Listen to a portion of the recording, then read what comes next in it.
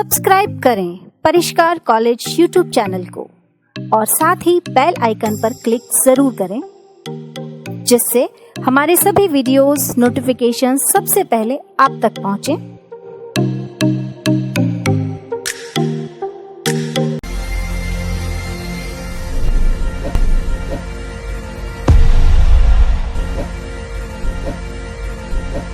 नमस्कार साथियों, मैं डॉक्टर सुनीता शर्मा परिष्कार कॉलेज ऑफ ग्लोबल एक्सीलेंस में आपका स्वागत करती हूं। आज हम पढ़ने जा रहे हैं बीए पार्ट फर्स्ट का फर्स्ट पेपर है व्यष्टि आर्थिक सिद्धांत। ठीक है, अर्थशास्त्र में आप लोगों के दो पेपर चलेंगे। पहला पेपर व्यष्टि आर्थिक सिद्धांत व दूसरा पेपर है आपके इंडियन इकोनॉमी, भारतीय अर्थव्यवस्था। तो इसमें आज हम पढ़ेंगे तटस्थता वक्र विश्लेषण, इंडिफरेंस कर्व एनालिसिस, जो कि बहुत ही इंपॉर्टेंट टॉपिक है। ठीक है, तो देखिए भाई, इस टॉपिक को पढ़ने से पहले आप परिष्कार वर्ल्ड के यूट्यूब चैनल को सब्सक्राइब करें और बेल आइकन दबाएं। साथ ही परिष्कार कॉलेज के यूट्यूब चैनल को सब्सक्राइब करें व बेल आइकन दबाना ना भूलिए, जिससे कि समय समय पे आपको नोटिफिकेशन मिलते रहे। अब हम सबसे पहले राजस्थान जो यूनिवर्सिटी है उसके सिलेबस को डिस्कस करेंगे। कौन से पेपर? माइक्रो इकोनॉमिक्स के। तो देखो भाई, जो खंड ए है, 3 सेक्शन है आपके। जो सेक्शन ए है, इसमें सबसे पहले जो टॉपिक है वो है अर्थशास्त्र की प्रकृति व क्षेत्र। सबसे पहले हम जानेंगे कि अर्थशास्त्र है क्या, उसका नेचर क्या है। उसको हम साइंस में पढ़ते हैं या आर्ट्स में पढ़ते हैं या दोनों में पढ़ते हैं। ठीक है, तो हम इसे दोनों में पढ़ते हैं और साथ ही हम इसका पूरा एरिया कि अर्थशास्त्र का क्षेत्र क्या है, कि हम इसमें क्या क्या चीजें शामिल करते हैं, इसकी विषय सामग्री क्या है और सब्जेक्ट से इसके क्या रिलेशन है, तो ये सब चीजें जानेंगे हम इसमें। अध्ययन की जो पद्धति है, जिन्हें हम प्रकार भी कहते हैं कई बार, व्यष्टि व समष्टि अर्थशास्त्र, इन दोनों के बारे में जानेंगे कि व्यष्टि क्या है और समष्टि क्या है। ठीक है, तो हमारा जो पेपर है उसका नाम क्या है? व्यष्टि, और इसको हम पूरा डिटेल में पढ़ेंगे। ठीक है, और सेकेंड ईयर में आप पढ़ेंगे समष्टि अर्थशास्त्र। इसके बाद में हम बात करेंगे स्थैतिक व प्रावेगिक विश्लेषण। स्थैतिक का मतलब कि आप एक पॉइंट ऑफ टाइम पे बात कर रहे हैं, और प्रावेगिक जिसमें हम आप तीनों समय, आप वर्तमान भी, भविष्य भी और भूत, तीनों को ध्यान में रखते हुए यदि आप बात करें किसी चीज की, तो उसे हम प्रावेगिक विश्लेषण कहते हैं। इसे हम अच्छे से समझेंगे कि है क्या ये चीज। साथ ही वास्तविक व आदर्शात्मक अर्थशास्त्र, वास्तविक जो रियलिटी है, जो है वास्तव में, उसके बारे में जानेंगे कि हाँ अभी की क्या स्थिति है और क्या होना चाहिए, अच्छे से अच्छा क्या हो सकता है, उसके बारे में जानेंगे। तो वास्तविक व आदर्शात्मक अर्थशास्त्र पढ़ेंगे। साथ ही उपभोक्ता व्यवहार का सिद्धांत, जो कि आधार है इस पेपर का, कि आपका उपभोक्ता कौन है? हम लोग उपभोक्ता हैं, तो उसके व्यवहार का सिद्धांत, ठीक है, वो कैसे डिसीजन लेता है। और इसमें आज हम जो पढ़ने जा रहे हैं वो पढ़ रहे हैं उपयोगिता विश्लेषण, और उसका भी जो टॉपिक है तटस्थता वक्र विश्लेषण, इसके बारे में हम आज पढ़ेंगे। और उपभोक्ता का संतुलन, ये भी हम जानेंगे। ठीक है, और कीमत प्रभाव, प्रतिस्थापन प्रभाव, आय प्रभाव, ये सारे प्रभाव क्या होते हैं, किस तरीके से वर्क करते हैं, इनको हम पढ़ेंगे अच्छे से। सामान्य, घटिया व गिफिन वस्तुएं क्या होती है, इन्हें हम जानेंगे कि गिफिन और घटिया में डिफरेंस क्या है। और मांग का नियम, देखो भाई, हमेशा हम बात करते हैं मांग की, आखिर है क्या ये मांग, और मांग का नियम क्या कहता है, इसे आप अच्छे से जानेंगे। और मांग की लोच क्या होती है, और लोच के जैसे हम बात करते हैं कीमत लोच, आय लोच, आड़ी व तिरछी लोच, ये सब चीजें क्या हैं, इन्हें भी हम फर्स्ट यूनिट में पढ़ेंगे। और लोच का एआर, एमआर व टीआर से क्या संबंध है, इसे भी हम देखेंगे। और साथ ही फर्स्ट यूनिट में आप मांग की लोच को प्रभावित करने वाले तत्व, अभी आपको इसके किसी भी बारे में मालूम नहीं है कि भाई है क्या ये टॉपिक, लेकिन जब आप पढ़ेंगे तो जानेंगे कि मांग की लोच किस तरीके से पूरी इकोनॉमी को प्रभावित करती है, कि किस तरीके से हमारी जो सरकार है लोच को ध्यान में रखते हुए डिसीजन लेती है। ठीक है, और प्रतिस्थापन व पूरक वस्तुओं के बारे में पढ़ेंगे। व उपभोक्ता की बचत, ये बचत अलग है, उपभोक्ता की बचत, इसके बारे में पढ़ेंगे। तो इस प्रकार आप पहले यूनिट में पूरी तरीके से कंज्यूमर की, उपभोक्ता के बारे में बात हो रही है कि उसका व्यवहार क्या है, वो बचत कितनी करेगा, मांग किस चीज की करेगा, तो पूरी तरीके से हम किसकी बात कर रहे हैं? उपभोक्ता की। वहीं हम आ जाते हैं आप सेकेंड यूनिट में। सेकेंड यूनिट में हम बात करते हैं उत्पादक की। किसकी बात करेंगे? उत्पादक। और उसमें पहला टॉपिक हमारा क्या है? उत्पादन फलन। उत्पादन फलन में भी अल्पकालीन उत्पादन फलन क्या होता है, दीर्घकालीन उत्पादन फलन क्या होता है, और अल्पकालीन उत्पादन फलन को और किन नामों से जाना जाता है, तो इसे हम बोलते हैं परिवर्तनशील अनुपातों का नियम। और इसमें उत्पादन की जो 3 अवस्थाएं हैं उनके बारे में जानेंगे। ठीक है, वह पैमाने के प्रतिफल, ये क्या चीज है, दीर्घकालीन उत्पादन फलन, इन दोनों के बारे में आप जानेंगे। साथ ही सम उत्पाद वक्र क्या है, सम लागत वक्र क्या है, साधनों का अनुकूलतम संयोग क्या होता है। तो यहाँ हम पूरी तरीके से एक उत्पादक को ध्यान में रखते हुए बात कर रहे हैं कि उत्पादक कौन सी स्थिति में उत्पादन कितना करेगा, अल्पकाल में कितना उत्पादन करेगा, दीर्घकाल में कितना उत्पादन करेगा, डिसीजन किस प्रकार से लेगा और साधनों का कौन सा संयोग अपनाएगा। अब यहाँ साधन का मतलब क्या है, साधन का मतलब है श्रम, भूमि, पूंजी, साहस, संगठन, इन सभी हम साधन कहते हैं जो उत्पादन के काम में आते हैं, उत्पादन करने के काम में आते हैं। इसके बाद में हम बात करेंगे लागतों का सिद्धांत कि लागतें क्या है, कोस्ट हम कहते हैं, जब प्रोडक्शन करेंगे तो आपके कोस्ट आएगी, तो वो उसमें अल्पकालीन लागतें क्या हैं, दीर्घकालीन लागतें क्या है, इनके बारे में आप जानेंगे और साथ में इनके सारे कर्व से परिचित कराएंगे आपको। वह बाजार की संरचना है, बाजार कितने प्रकार के हैं और सभी बाजारों में हम बाजार की बात करेंगे, पूर्ण प्रतियोगिता, एकाधिकार, एकाधिकारात्मक, विभेदात्मक एकाधिकार, इन सब में हम कीमत व उत्पादन निर्धारण और कब, अल्पकाल व दीर्घकाल, दोनों स्थितियों में हम बात करेंगे कीमत व उत्पादन निर्धारण की। और सभी प्रकार के बाजारों में पूर्ण प्रतियोगिता भी है, एकाधिकार भी है, विभेदात्मक एकाधिकार भी और एकाधिकारात्मक बाजार भी, और साथ में हम एक अतिरिक्त क्षमता क्या होती है इसके बारे में जानेंगे।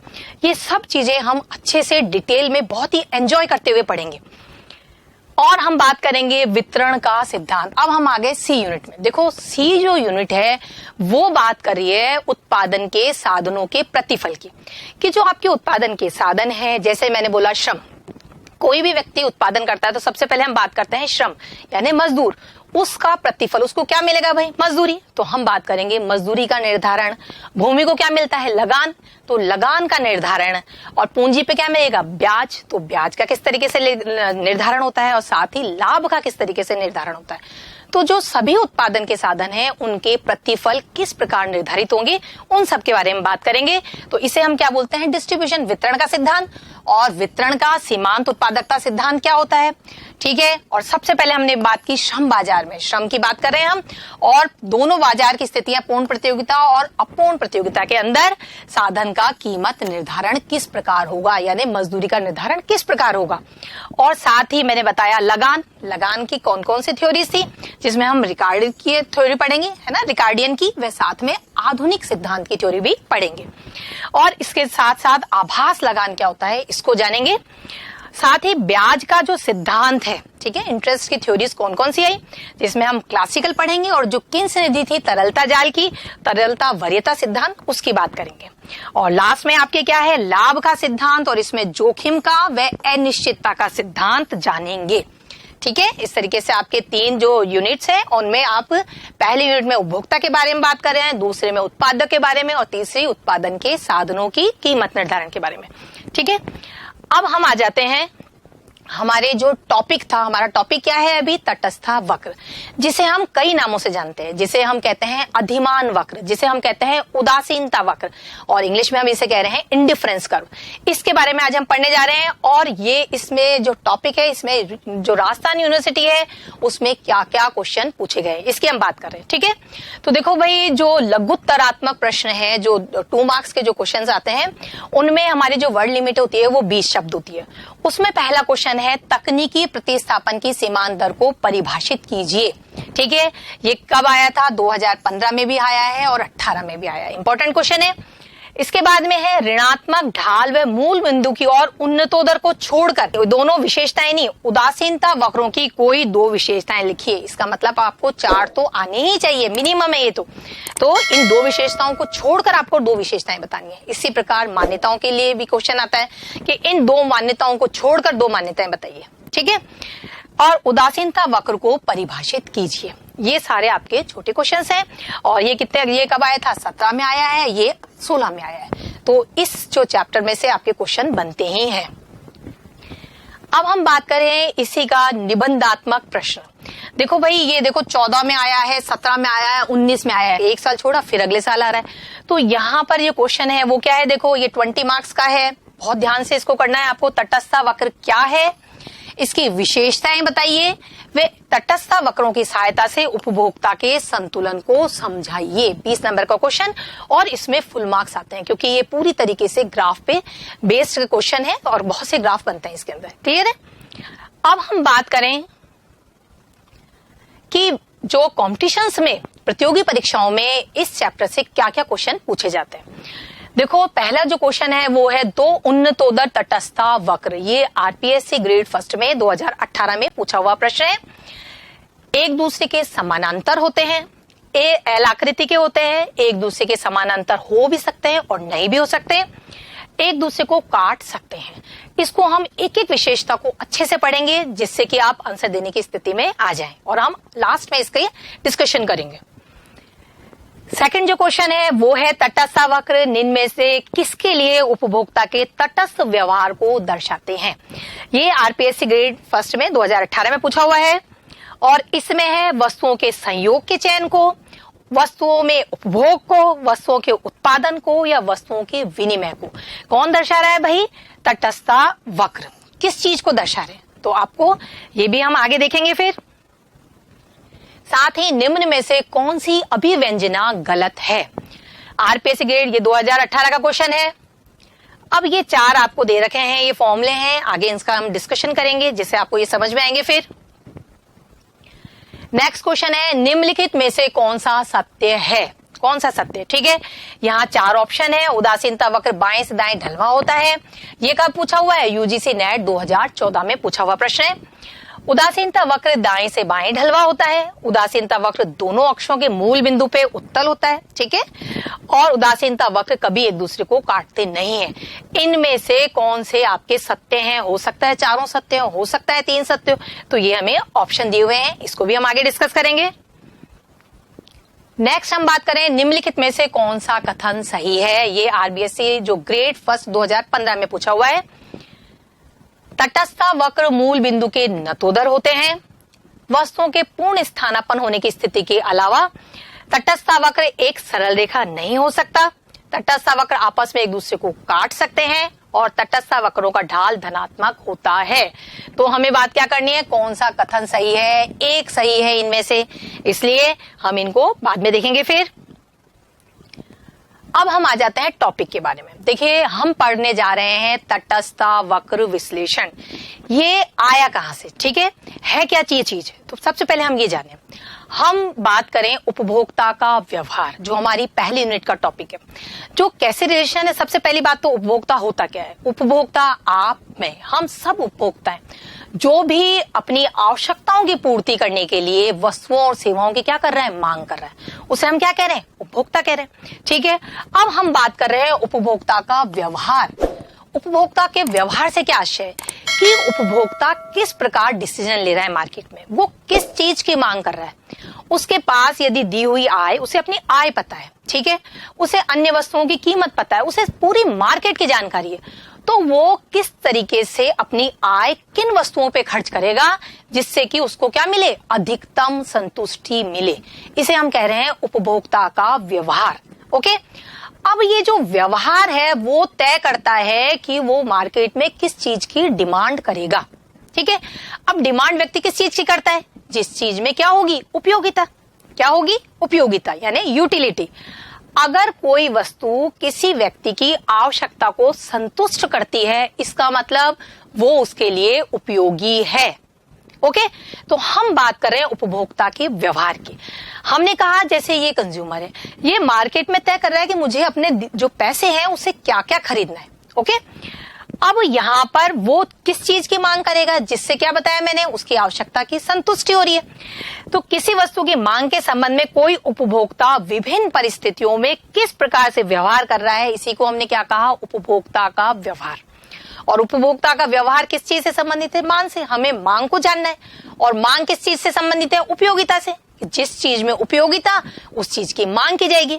तो सबसे पहले हम क्या जानेंगे? उपयोगिता। ओके, तो अब ये उपयोगिता के लिए मैंने क्या बताया? जो भी वस्तु या सेवा किसी मानवीय आवश्यकता को संतुष्ट करेगी वो उपयोगी है। अब यहाँ पर अगर हम उपभोक्ता व्यवहार के सिद्धांतों की बात करें तो उपभोक्ता व्यवहार के 2 सिद्धांत दिए गए। बेसिकली दो सिद्धांत हैं, गणनावाचक उपयोगिता विश्लेषण, ठीक है, जिसे हम कार्डिनल अप्रोच कह रहे हैं, वहीं दूसरा है क्रमवाचक उपयोगिता विश्लेषण, ठीक है, जिसे हम ऑर्डिनल अप्रोच कह रहे हैं। अब जो ये ऑर्डिनल अप्रोच है, इसमें अधिमान वक्र विश्लेषण, यही तटस्था वक्र विश्लेषण है जो आज हम पढ़ेंगे, ठीक है। मैंने तटस्था वक्र के क्या नाम बताए थे, इसे हम अधिमान भी कहते हैं क्योंकि प्रेफरेंस है इसका, अभी समझाएंगे क्या मतलब है अधिमान का, और इसे अधिमान भी कह रहे हैं, तटस्था भी बोल रहे हैं, और साथ में उदासीनता वक्र भी बोल रहे हैं। तो कंफ्यूज मत होना, तीनों का मतलब एक ही है। अब हम बात करें गणनावाचक उपयोगिता विश्लेषण की पहले, ठीक है। ये जो है इसे विकसित किया मार्शल व पिगू ने 20वीं शताब्दी में। 19वीं में पहले ड्यूपेट, गोसेन, उन्होंने इसके बारे में बताया, और सिस्टमेटिक ढंग से मार्शल व पिगू ने बताया, ठीक है।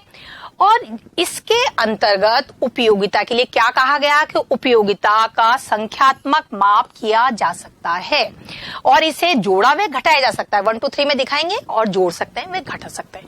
अब इसको समझें क्या कहना चाहता है ये। जो गणनावाचक विश्लेषण किया गया मार्शल व पिगू के द्वारा, उन लोगों ने कहा कि यदि आप कोई चीज खरीद रहे हैं, आपने 1 किलो सेव खरीदी, तो 1 किलो सेव यदि आपने 100 रुपए की खरीदी है तो उसमें 100 रुपए की उपयोगिता होगी ही, ठीक है। तो कुछ अर्थशास्त्रियों ने तो इसे कहा कि हम यूटिल्स में मापेंगे, जिसमें फिशर भी थे, और कुछ ने कहा इसे मुद्रा में मापा जाएगा कि आपने जितनी मुद्रा दी उतनी उस वस्तु में उपयोगिता है। आप इसको माप सकते हैं, आप मेजर कर सकते हैं, ठीक है, या तो यूटिल्स में या मुद्रा में माप सकते हैं। ये किसने कहा, मार्शल व पिगू ने। और किसके बारे में कहा, उपयोगिता के बारे में, ओके। लेकिन इस विश्लेषण की काफी आलोचना हुई। पहली जो मेन वजह थी वो ये थी इसकी मान्यताएं। इसमें हमने माना उपभोक्ता विवेकशील है, कई मान्यताएं हम लेके चल रहे थे, ठीक है। और हमने साथ में कहा मुद्रा की सीमांत उपयोगिता स्थिर है, और अपने आप में मुद्रा से मापना ही एक गलत चीज थी। क्यों थी? इन लोगों ने कहा कि जैसे हम दूध को लीटर में माप रहे हैं, कपड़े को मीटर में माप रहे हैं, वैसे ही उपयोगिता को हम मुद्रा में मापेंगे, ओके। यदि आपने सपोज सेव तो 100 रुपए की खरीदी, उससे आपको 100 रुपए की उपयोगिता मिली, और आप अमरूद 50 रुपए के खरीद रहे हैं 1 किलो, और उससे आपको 50 रुपए की उपयोगिता मिली। लेकिन यदि मैं ये कहूं कि मुझे तो सेव पसंद ही नहीं है, मुझे तो अमरूद ज्यादा पसंद है, तो ऐसी स्थिति में मुझे तो जो 50 रुपए की जो उसकी उपयोगिता थी वो 100 से ज्यादा मिल रही है मुझे। तो यहाँ ये सिद्धांत गलत साबित हो जाता है कि उपयोगिता आपकी इस तरीके से मापी नहीं जा सकती है, और मान्यताएं इसकी गलत थी, ठीक है। तो जो इसकी आलोचना की और इसको जो नए वैज्ञानिक दृष्टिकोण से समझाया, उनमें थे हिक्स व एलन, और भी अर्थशास्त्री थे, लेकिन हिक्स व एलन ने इस पे बहुत काम किया। और इन्होंने कहा उपयोगिता एक मनोवैज्ञानिक विचार है, हमारी सोच है ये, हमें किस चीज में उपयोगिता मिल रही है, और उपयोगिता समय, स्थान, परिस्थिति सबके अनुसार बदल सकती है। तो उपयोगिता को हम इस प्रकार माप नहीं सकते हैं, और हम क्या कर सकते हैं, इसे केवल महसूस, अनुभव कर सकते हैं कि आपने यदि किसी चीज का उपभोग किया है तो आपके फीलिंग कैसी है, आपको कितनी आनंद मिल रहा है, कितनी खुशी मिल रही है। तो उस चीज को इन्होंने कहा कि ये अनुभूति है, इसे मापा नहीं जा सकता है। और साथ ही कहा कि इसे हम उपयोगिता के स्तर के रूप में बता सकते हैं कि यदि दो चीजें हैं तो ज्यादा मुझे किससे उपयोगिता मिल रही है और कम किससे मिल रही है। तो इन लोगों के द्वारा क्या कहा गया कि उपयोगिता को हम प्रथम, द्वितीय, तृतीय, ये क्रम दे सकते हैं, हम माप नहीं सकते। तो आज हम क्या पढ़ने जा रहे हैं, आज हम पढ़ने जा रहे हैं अधिमान वक्र दृष्टिकोण, ओके। तो अब हम बात करें आधुनिक मांग सिद्धांत की। जो पहली बात मैंने क्या बताई थी कि हम ये जो पढ़ रहे हैं उपयोगिता को, ये क्या जानने के लिए पढ़ रहे हैं, मांग को जानने के लिए। तो जो आधुनिक मांग सिद्धांत है उसको समझने के लिए कोई उपभोक्ता आर्थिक चुनाव कैसे करता है, अगर उसके दिए हुए जो उसके पास आय है उससे वो कौन सी वस्तु खरीदेगा, ठीक है, जिससे उसे अधिकतम संतुष्टि मिले, उस चीज को जानने के लिए जो विश्लेषणात्मक दृष्टिकोण का प्रयोग किया गया वो किसके द्वारा किया गया, तटस्था वक्र विश्लेषण के द्वारा किया। और ये कौन सी अप्रोच के तहत आता है, ये आपके क्रमवाचक उपयोगिता पर आधारित है। जो हमने बात की थी गणनावाचक और क्रमवाचक, तो हम यहाँ बात कर रहे हैं क्रमवाचक उपयोगिता विश्लेषण, ओके। अगर मैं ये कहे जाए ये कि क्रमवाचक जो उपयोगिता विश्लेषण है ये क्या बता रहा है, ये बता रहा है कि यदि मेरे पास दो ऑप्शन है कि यहाँ मैंने कहा कॉफी भी है और चाय भी है, तो कॉफी और चाय में से मैं कौन सी चीज मुझे ज्यादा संतुष्टि देगी और कौन सी कम देंगी, ये मैं तुलना कर सकती हूँ, ठीक है। तो यहाँ पर ये बता रहा है कि एक व्यक्ति केवल यह बता सकता है कि उपभोग के परिवर्तन से उसकी स्थिति पहले से अच्छी हो रही है या बुरी हो रही है या खराब हो रही है। तो आपके पास ऑप्शन दिए हुए हैं, आप कौन सा ऑप्शन चुनेंगे और उससे आपकी स्थिति पहले से अच्छी है या बुरी है, इसके बारे में बताया जा रहा है कि इसमें क्रमवाचक उपयोगिता विश्लेषण में, और यह उपयोगिता की इसमें तुलना की जा सकती है। ओके, अब हम बात करें किसके परिचय की, जो आप उदासीनता वक्र की हम पढ़ रहे हैं, तटस्थता वक्र पढ़ रहे हैं, वो किस तरीके से उस पर डेवलपमेंट हुआ, कैसे आगे विकास हुआ, उसमें किस तरीके से हमने इसको यूज में लिया। तो सबसे पहले जो इसका प्रतिपादन, आईसी का मतलब है यहाँ इंडिफरेंस कर्व, इसका जो प्रतिपादन सबसे पहले जो बताया वो एजवर्थ ने बताया, और किस बुक में बताया, मैथमेटिकल फिजिक्स में 1881 में। इसके बाद में इसकी और जो व्याख्या कि किसमें क्रमवाचक उपयोगिता विश्लेषण में सर्वप्रथम जो व्याख्या की वो की पैरेटो ने। ओके, और इसने मैनुअल डी इकोनॉमिक पॉलिटिक्यूकी में, और कब की, 1906 में की। इसके बाद में इसकी विस्तृत व्याख्या जो की कि तरीके से जो विस्तृत व्याख्या की वो किसने की है, और इससे पहले स्लस्की ने भी 1915 में इसकी व्याख्या की थी। और हिक्स और एलन, ये एलन है क्योंकि हिक्स यहाँ पर हमने ले ली इनकी पिक्चर, तो हिक्स व एलन ने a reconsideration of the theory of value 1934 में इसको बहुत अच्छे से समझाया, किस चीज को, इंडिफरेंस कर्व या उदासीनता वक्र की विस्तृत व्याख्या की, अच्छे से इसको बताया कि किस तरीके से हम इसका प्रयोग करेंगे।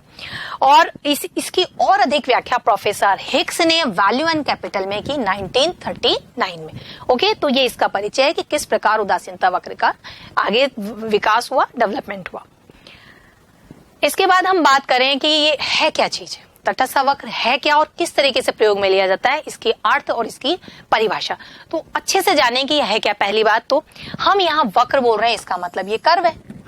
ओके, तो तटस्था वक्र, पहली बात तो तटस्थता का क्या मतलब है। तटस्थता का मतलब है आपके पास यदि बहुत से ऑप्शन है और आपने एक बार चुन लिया तो बस वो आप तटस्थ है, अब आप परिवर्तन नहीं कर रहे हैं, तटस्थ हो गए आप, ठीक है।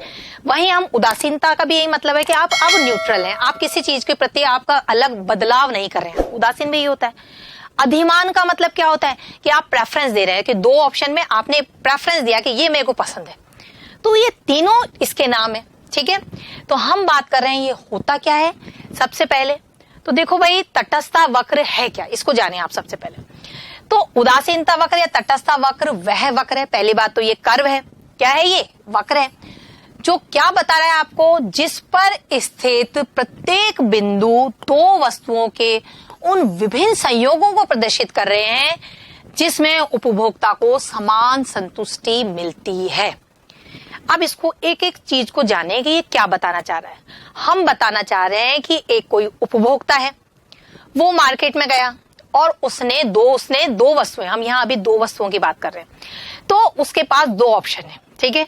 उन दोनों ऑप्शन में वो कितना किस प्रकार चुनेगा कि उसको समान संतुष्टि मिले। अभी हम यहाँ कीमत, आय, किसी भी चीज की बात नहीं कर रहे हैं, अभी हम केवल संतुष्टि की बात कर रहे हैं, ठीक है।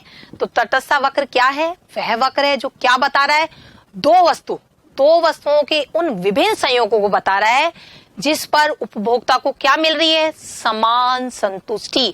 एक एक चीज को ध्यान से समझना है कि हमने बात की कर्व है ये, और जिस पर स्थित प्रत्येक बिंदु, एक वक्र के प्रत्येक बिंदु पर दो वस्तुओं के विभिन्न संयोग हैं और उन पे उपभोक्ता को क्या मिल रही है, समान संतुष्टि। ये सबसे इंपॉर्टेंट चीज है कि उस वक्र के प्रत्येक बिंदु पर जो कंज्यूमर है, उपभोक्ता है, उसको क्या मिल रही है, समान संतुष्टि, ठीक है। कोई सा भी वो कॉम्बिनेशन ले लेगा उसको समान संतुष्टि मिलेगी। अब इसको देखो, ये हमने बात की अर्थ की, एक ना एक हमें परिभाषा भी देनी होती है, तो हम एक लेफ्टविच की परिभाषा ले रहे हैं।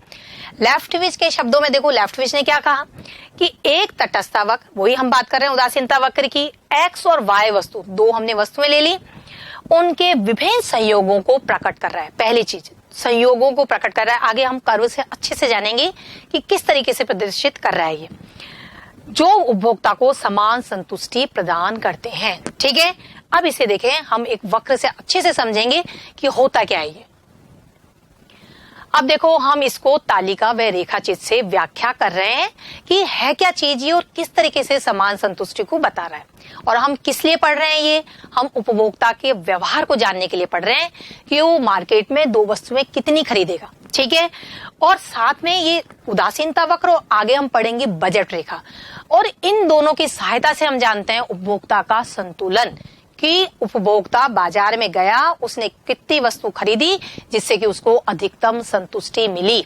ठीक है, उसका साम्य बिंदु, उसका संतुलन बिंदु, आगे हम ये पढ़ेंगे। तो सबसे पहले हम इसकी बात कर रहे हैं तटस्थ वक्र की, हम रेखा चित्र व तालिका से व्याख्या कर रहे हैं। हम मान के चल रहे हैं एक कंज्यूमर है, आप हो सकते हैं, मैं हो सकती हूँ, कोई भी एक कंज्यूमर है, मार्केट में गया, उसके सामने दो वस्तुएं, दो गुड्स को वो खरीद रहा है। हमने माना वो वस्तुएं क्या है, एक्स व वाई है, हम कुछ भी ले सकते हैं। हम एक कंज्यूमर की जगह हमने एक छोटा बच्चा ले लिया, ठीक है। उस बच्चे के पास क्या है, उसके पास दो चॉकलेट के ऑप्शन है, एक्स और वाई को हम दो चॉकलेट कह सकते हैं, और उसके विभिन्न संयोगों में समान संतुष्टि प्राप्त हो रही है। हमने कहा ठीक है कि वो कितनी खरीदेगा कि उसको समान संतुष्टि मिलेगी, आगे हम इसको अच्छे से जानेंगे। ठीक है, सबसे पहले हम बात कर रहे हैं तालिका की। हमने कहा कि कोई कंज्यूमर, उसके पास दो गुड्स के कॉम्बिनेशन है, एक्स वस्तु और वाई वस्तु। अब हम कह रहे हैं कि संयोग जैसे ए, ठीक है। ध्यान से एक एक बात को समझना, पहले मैं खुद एक बार समझा रही हूँ, फिर हम आगे ग्राफ को और अच्छे से देखेंगे। देखो भाई, जब हम ग्राफ बनाते हैं तो ग्राफ बनाते वक्त हमें क्या क्या ध्यान रखना है। हमें सबसे पहले इस तरीके से हम एक ग्राफ लेंगे और हम एक्स अक्ष पे लेंगे कि कोई भी वस्तु, हमने यहाँ सपोज एक्स वस्तु ली है, ठीक है, हम यहाँ एक्स वस्तु को दिखा रहे हैं, फिर हम यहाँ पर वाई वस्तु को दिखा रहे हैं, इस तरीके से हम दो वस्तुओं को दिखा रहे हैं। ओके, इसके बाद में हम स्केल लेंगे, बिल्कुल बराबर होना चाहिए।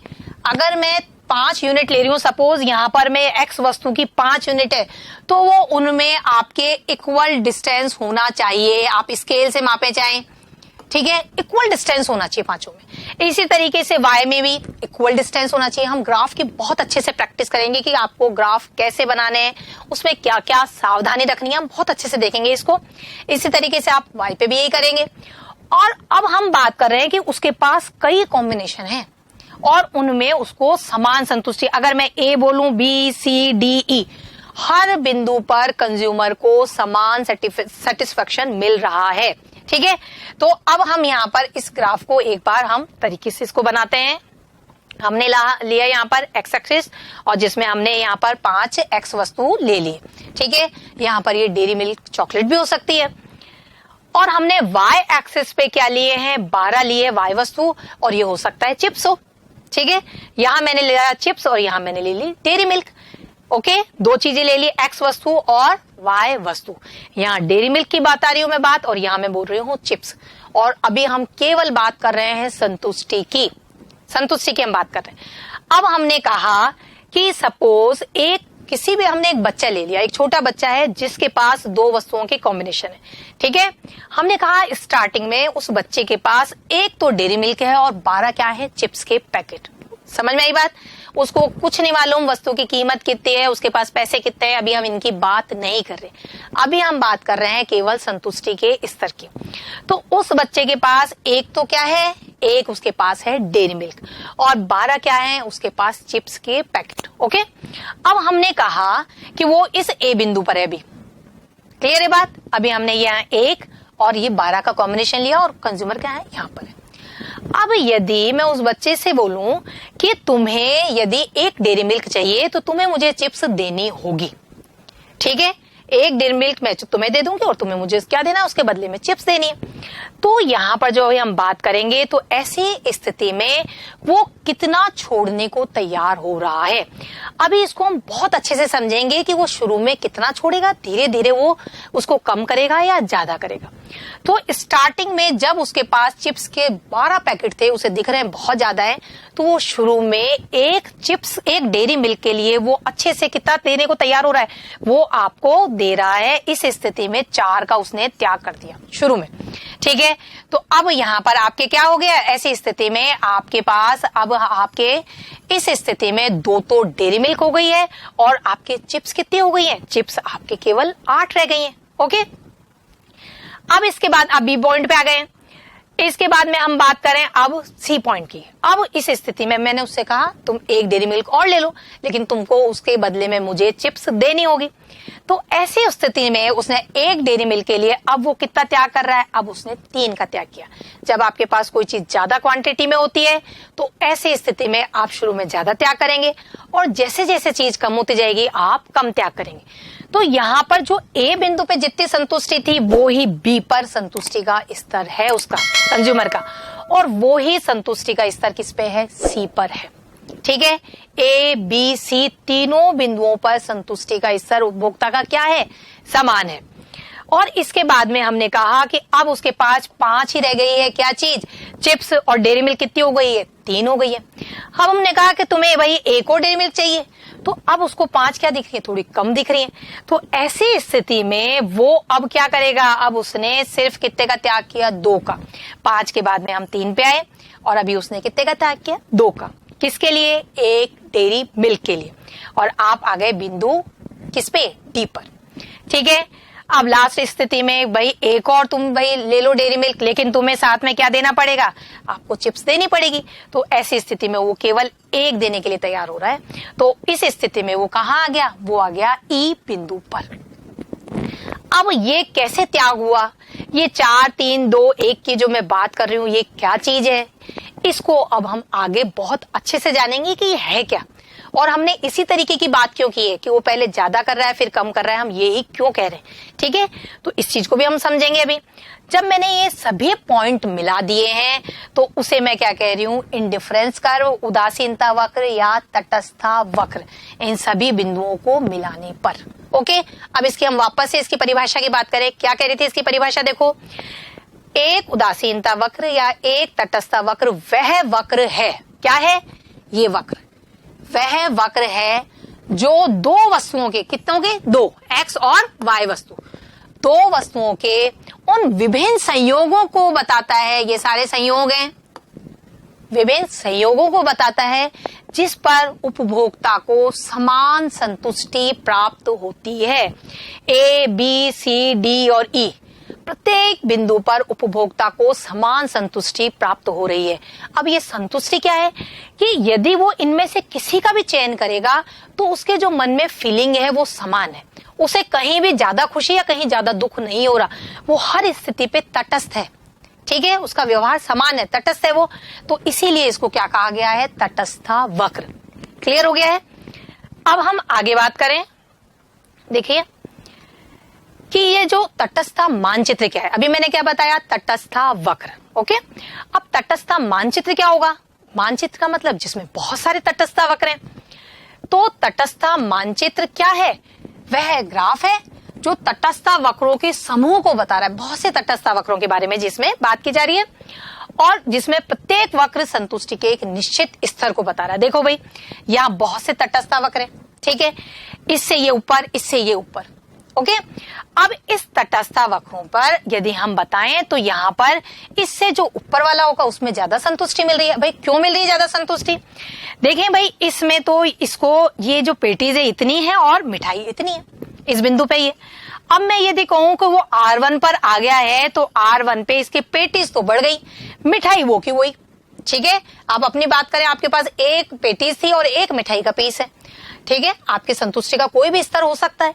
अब मैं ये बोलूं तो आपको एक पेटीज और दे दी और मिठाई वो की वही है, तो आपको पहले से तो ज्यादा खुशी हो रही है, ज्यादा संतुष्टि मिल रही है। तो यहाँ ये ऊपर वाला जो तटस्था वक्र है वो ज्यादा संतुष्टि को बता रहा है। ठीक है, और अगर R2 है तो ऐसी स्थिति में आपके पेटीज और ज्यादा हो गई है और मिठाई वो की हुई है, तो और अधिक संतुष्टि को बता रहा है। तो हम क्या कह सकते हैं कि ऊपर वाला या दाईं ओर वाला जो उदासीनता वक्र है वो अधिक संतुष्टि को बता रहा है, अलग स्तर को बता रहा है। ठीक है, और सबका अलग अलग संतुष्टि का स्तर है। लेकिन यदि मैं बोलूं कि अगर इस बिंदु पे मैंने इसको बोला ये R3 है, ये मैं बोल रही हूँ R4 है, मैंने बोला R1 R3 R4 में कौन से बिंदु पर ज्यादा संतुष्टि मिलेगी, बताएं जल्दी से कि किस पे मिल सकती है। हमने क्या बोला था, एक उदासीनता वक्र के प्रत्येक बिंदु पर संतुष्टि क्या होती है, समान होती है। तो R3 R1 R4 प्रत्येक पे क्या है, संतुष्टि समान है। वहीं मैं बोलूं R1 R2 किसमें सबसे ज्यादा है, R2 में सबसे ज्यादा, फिर उससे कम R1 और उससे कम R2। क्लियर है। तो यहाँ पर उपभोक्ता के कई पसंदगी स्तर हैं, ये अलग पसंदगी स्तर को बता रहा है, ये अलग और ये अलग। और जिन्हें उदासीनता वक्र द्वारा दर्शाया जा सकता है। क्लियर हो गया? ये क्या है? आपके उदासीनता या तटस्थता मानचित्र। आगे हम बात करें अब इसमें इससे रिलेटेड अभी तक जो हमने पढ़ा उससे रिलेटेड आपके क्वेश्चंस। ओके, पहला क्वेश्चन है कि तटस्थता वक्र वह वक्र है जिस पर स्थित दो वस्तुओं के विभिन्न प्रयोग उपभोक्ता को निम्न में से कौन सी संतुष्टि प्रदान करते हैं। ठीक है, हम बात करें एक तटस्थता वक्र की, कौन सी संतुष्टि देंगे भाई बताओ जल्दी से? ऋणात्मक, न्यूनतम, समान या शून्य। हमने कई बार बताया कि एक इंडिफरेंस कर्व के प्रत्येक बिंदु पर संतुष्टि का स्तर क्या होगा? समान होगा। ओके, नेक्स्ट क्वेश्चन है कि तटस्थ वक्रों के निर्माण का आधार होता है। इंडिफरेंस कर्व है वो किस लिए बन रहे हैं, क्या है उनका बेस? उपभोक्ता की आमदनी, हमने आय की कहीं चर्चा नहीं की अभी तक। दो वस्तुओं के प्रति इकाई कीमत, यानी वस्तुओं की हम कीमत की बात कर रहे हैं। उपभोक्ता के अधिमान का पैमाना, हम उसकी क्या बात कर रहे हैं? उसके प्रेफरेंस की बात कर रहे हैं, या उपरोक्त सभी। तो देखिए अभी तक जो हमने बात की वो बात की अधिमान कि उपभोक्ता के पास कई स्तर है, कई कॉम्बिनेशन है वस्तुओं के, तो वो कौन सा कॉम्बिनेशन चुनेगा जिसे उसे अधिकतम संतुष्टि मिले। तो यहाँ जो बात होगी वो क्या होगी भाई? उपभोक्ता के अधिमान का पैमाना। ये बता रहा है क्या? उदासीनता जो वक्र है उसके निर्माण का आधार है। क्लियर? आगे हम कहें तटस्थ वक्र होता है, क्या होता है? जो मूल बिंदु से होकर गुजरे। ठीक है, मूल बिंदु से गुजर रहा था क्या ये? अभी हमें मूल बिंदु की बात करूं तो हम क्या कह रहे हैं? मूल बिंदु का मतलब है कि यहां से मैं बात करूं मूल बिंदु, मूल बिंदु की ओर नतोदर। आगे हम बताएंगे कि नतोदर क्या है, उन्नतोदर क्या है, इसको भी अभी आप जानेंगे। मूल बिंदु की ओर कोणीय झुका हुआ या मूल बिंदु की ओर उन्नतोदर। देखिए अभी मैंने ये चीज बताई नहीं है, आगे इसकी चर्चा करेंगे कि तटस्थ वक्र होता है क्या होता है। तो यहां पर जो इसका आंसर है ये तो जानने, लेकिन वापस से हम इसको रिपीट करेंगे फिर। तो मूल बिंदु की ओर उन्नतोदर, अब ये उन्नतोदर शेप क्या है, इसकी विशेषताओं में अभी हम जानेंगे। ठीक है, अब इसके बाद जो नेक्स्ट क्वेश्चन है वो है आपके क्रमवाचक उपयोगिता विश्लेषण किसने प्रतिपादित किया। ये भी अभी आपने पढ़ा है, देखा है। जेएम किन्स ने दिया, मार्शल ने दिया, रिकार्डो ने दिया या हिक्स ने दिया। तो हमने क्या बात की थी? गणनावाचक दिया था मार्शल व पिगू ने। ठीक है, 20वीं शताब्दी में, और 19वीं शताब्दी में गॉसेन ने बताया, ड्यूपिड ने बताया उसके बाद में बारे में। और वही क्रमवाचक जो है उपयोगिता विश्लेषण वो किसके द्वारा दिया गया है? हिक्स व एलन के द्वारा। ठीक है, अब हम बात करें नेक्स्ट तटस्थ वक्र विश्लेषण की मान्यताएं। देखो भाई, जो मान्यताओं की बात करते हैं, मान्यताएं हैं जिनको हम, वैसे हमें शुरुआत में पढ़ना चाहिए था ये कि ये मान्यताएं हैं क्या, और मान्यताओं के बाद में हमें तटस्थ वक्र देखना चाहिए, क्योंकि इन्हीं पे आधारित है ये पूरी चीज। जब भी हम कोई नियम दे रहे हैं और हमने उससे पहले कुछ मान लिया, कोई सिद्धांत दे रहे हैं उससे पहले हमने कुछ मान के चल रहे हैं, उन्हें हम क्या कह रहे हैं? मान्यताएं। ठीक है, तो हाँ, यहाँ पर जो सबसे पहली जो मान्यता है वो है क्या है? ये एक उपभोक्ता है, वो बहुत सोच समझ के डिसीजन ले रहा है। वो यदि बाजार जा रहा है तो वो इस तरीके से पैसा खर्च करेगा कि उसको अधिकतम संतुष्टि मिले। ठीक है, तो हम इसे क्या कहते हैं? उपभोक्ता क्या है? विवेकशील, रैशनल है कंज्यूमर, जो कि बहुत सोच समझकर अपने पैसा खर्च करता है। ये क्या है? इसकी मान्यता, वास्तव में हो या ना हो, लेकिन हम ये मान के चल रहे हैं। ओके, जो दूसरी मान्यता है वो है कि हम उपयोगिता का क्रमवाचक माप संभव है। क्रमवाचक माप में मैंने क्या बताया? यहाँ हम प्रेफरेंस दे रहे हैं, यहाँ हम अधिमान दे रहे हैं कि यदि मेरे 3 आइसक्रीम है तो मैं इनको प्रेफरेंस दूंगी, नंबरिंग दूंगी कि मुझे सबसे पहले तो बटर स्कॉच पसंद है, उसके बाद में मैं चॉकलेट को पसंद करती हूँ, और स्ट्रॉबेरी तीसरे नंबर पे आ रही है। तो ये मैंने क्या किया? प्रेफरेंस दे दी। मैं ये नहीं बता रही मुझे कितनी उपयोगिता मिल रही है इससे, मैंने केवल क्या दिया है? उनका स्तर तय किया है कि पहले नंबर पे कौन सा है, दूसरे पे कौन सा और तीसरे पे कौन सा। तो हमने क्या कहा? उपयोगिता का क्रमवाचक माप संभव है, सेकंड मान्यता।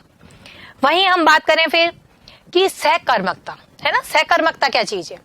ये हम इसमें मान के चल रहे हैं कि ये जो नियम है, ये उपयोगिता विश्लेषण है, वो सहकर्मकता की मान्यता पर आधारित। इसका मतलब है यदि मेरे पास जो ऑप्शन है, यदि मैंने ए को बी से प्रेफरेंस दे दी, ए को मेरे को ज्यादा पसंद है बी की तुलना में, कोई भी कॉम्बिनेशन हो सकता है, और मेरे को बी सी से ज्यादा पसंद है। ध्यान से समझना, 3 कॉम्बिनेशन है, आगे ग्राफ में और समझाएंगे।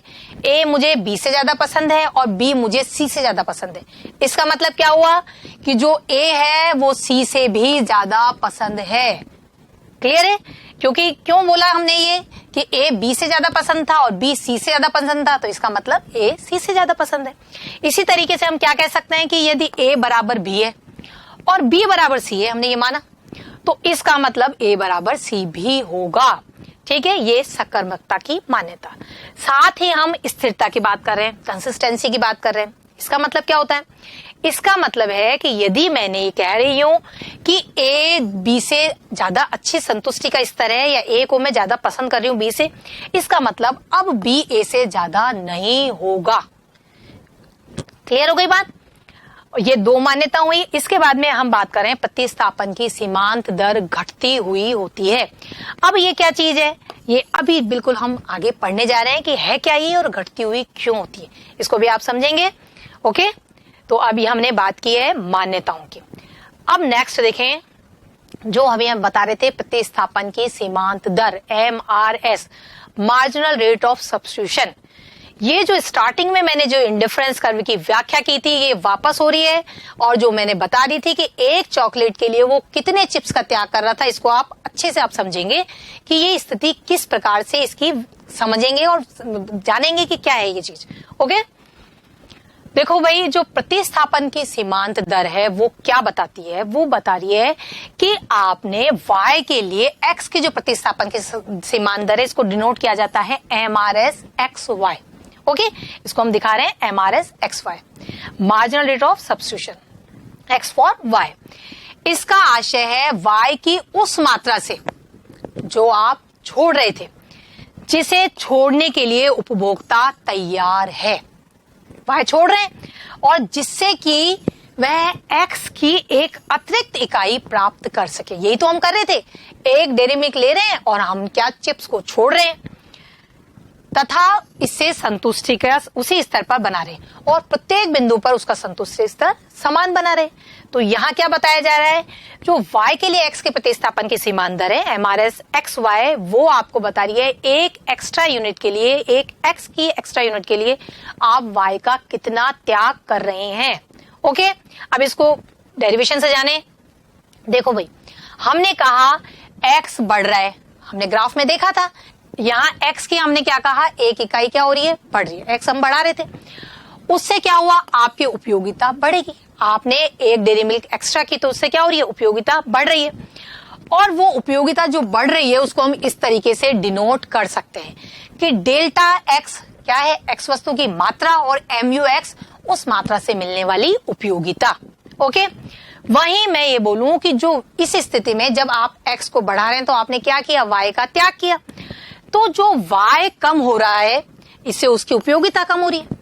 ठीक है, और उपयोगिता कितनी कम हो रही है, यहाँ y वस्तु की मात्रा, और हमने कहा ये उसकी उपयोगिता जो कम हो रही है। एक x बढ़ा तो उससे उपयोगिता बढ़ी, उसके तुलना में जो y कम हुआ उससे उपयोगिता कम हुई। और इस जो संतुलन की स्थिति होगी वो क्या होगी, साम्य की स्थिति या संतुष्टि का स्तर हमने क्या बोला था, हर बिंदु पे समान है। तो हमने ये कहा ऐसी स्थिति में जो उपयोगिता आपको प्राप्त हो रही है वो किसके बराबर होनी चाहिए, जितनी उपयोगिता आपकी कम हो रही है। समझ में आ रही है बात? तो ऐसी स्थिति में हम ये कह सकते हैं, और यहाँ इसको हम अरेंज करेंगे तो हमारे क्या निकल के आया, ये डेल्टा y जो हमने कहा माइनस का ये डेल्टा y अपॉन यहाँ डेल्टा x, हमने डेल्टा y ये है ही आपके, यहाँ इसको इधर लिया पचगुणा किया तो यहाँ नीचे आ गया, और यहाँ MUX को यहीं रहने दिया तो MUX अपॉन MUY। ठीक है, तो इस तरीके से हमने ये अरेंज किया, ये आपके इक्वेशन निकल के आई। तो ये जो चीज है इसे हम क्या कह रहे हैं, यही आपके हैं मार्जिनल रेट ऑफ सब्स्टिट्यूशन, जिसे हम यहाँ बता देती हूँ MRS XY। ये क्वेश्चन बहुत पूछा जाता है, स्टार्टिंग में मैंने भी अभ्यास प्रश्न में उसमें भी पूछा था, आपके प्रतियोगी परीक्षाओं में आया हुआ है। तो इसको ध्यान से देखेंगे आप कि इक्वेशन इसमें कई बार कंफ्यूज होते हैं, तो इसको बहुत अच्छे से देखिए। माइनस, और ये माइनस साइन क्या डिनोट कर रहा है, ये इसके ऋणात्मक ढाल को बता रहा है। अब ये ढाल क्या है इसे भी हम जानेंगे अभी। तो माइनस का जो delta y upon delta x है वो किसके बराबर है, MUX अपॉन MUY के, और वो क्या इंडिकेट कर रहा है, MRS XY, यानी प्रतिस्थापन की सीमांत दर। तो प्रतिस्थापन की सीमांत दर क्या हो गई? वो हो गई आपके इंडिफरेंस जो कर्व है उसका ढाल। ठीक है, अभी इसको समझें आप कि क्या चीज है, अभी मैं आगे और बताती हूँ आपको। अभी तक हमने यहां तक बात की।